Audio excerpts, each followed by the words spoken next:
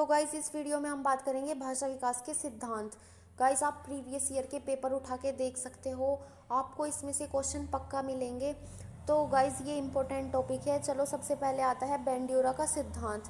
बेंड्यूरा ने अपने सिद्धांत में क्या कहा है, चलिए देख लेते हैं। इन्होंने अपने सिद्धांत में सामाजिक सीखने के सिद्धांत में अनुकरण पर बलपूर्वक कहा है।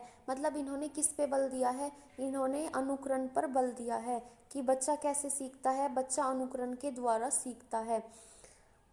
तो चलिए गाइस देख लेते हैं इन्होंने आगे क्या कहा है। बालक अपने परिवार तथा पास पड़ोस में प्रयोग की जाने वाली भाषा को अनुकरण या नकल के माध्यम से सीखता है।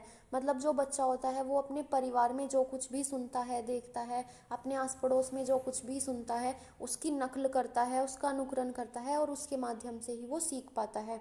बालक को जिस प्रकार के वाक्य एवं शब्द सुनने को मिलते हैं वह आसानी से सीख लेता है। मतलब बच्चे को जो भी सुनने को मिलेगा वो आसानी से सीख लेता है। तो इन्होंने अपने सिद्धांत पे नकल और अनुकरण पर ही बल दिया है। फिर दूसरा सिद्धांत आता है परिपक्वता का सिद्धांत, मतलब मैच्योरिटी। गाइस इसका मतलब होता है भाषा अवयवों एवं स्वरों पर नियंत्रण होना। मतलब जो बालक के स्वर होते हैं जो वो बोलता है तो उस पे बालक का नियंत्रण होना चाहिए। बोलने में जिह्वा, गला, तालु, होठ, दांत तथा स्वर यंत्र आदि जिम्मेदार होते हैं, क्योंकि बालक इन्हीं के माध्यम से बोल पाता है। इनमें किसी भी प्रकार की कमजोरी या कमी वाणी को प्रभावित करती है। इन सभी अंगों में जब परिपक्वता होती है तो भाषा पर नियंत्रण होता है और अभिव्यक्ति अच्छी होती है। मतलब परिपक्वता के सिद्धांत में इन्होंने बताया है कि भाषा, मतलब जो हमारे भाषाई अंग होते हैं जिनके माध्यम से हम बोल पाते हैं उन पे हमारा नियंत्रण होना चाहिए। उसके बाद गाइस आता है अनुबंधन का सिद्धांत।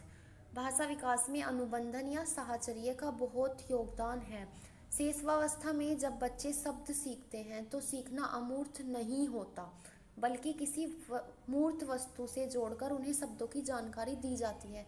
गाइस आपने देखा होगा जब बच्चा छोटा होता है तो हम उसे अमूर्त रूप से नहीं सिखा सकते कुछ भी, क्योंकि उसे पता ही नहीं होता। अगर हम कह देंगे कि ए फॉर एप्पल तो उसे समझ ही नहीं आएगा कि एप्पल क्या होता है। उसने आज तक एप्पल देखा ही नहीं है तो वो कैसे समझ पाएगा एप्पल क्या होता है। हमें पहले दिखाना पड़ेगा, उसके बाद वो समझ पाएगा। तो उन्हें मूर्त वस्तु से जोड़कर हमें सिखाना होता है। जब हम उसे वस्तु दिखाएंगे तो ही वो सीख पाएगा। आपने देखा भी होगा जो छोटे बच्चे होते हैं उनकी बुक में चित्र दिए होते हैं, तो वो चित्र इसीलिए होते हैं ताकि वो मूर्त रूप से सीख पाए, मूर्त वस्तु से जोड़कर सीख पाए।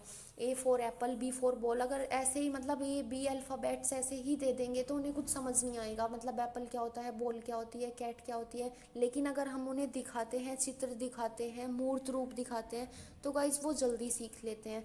तो अनुबंधन का सिद्धांत यही कहता है। इस तरह बच्चे विशिष्ट वस्तु या व्यक्ति से साहचर्य स्थापित करते हैं और अभ्यास हो जाने पर संबंध वस्तु या व्यक्ति की उपस्थिति पर संबंधित शब्द से संबोधित करते हैं। मतलब बच्चे मूर्त रूप से जल्दी सीख पाते हैं, उनका भाषी विकास ऐसे ही जल्दी होता है। जब बच्चे छोटे होते हैं तो अमूर्त रूप से हम उन्हें नहीं सिखा सकते।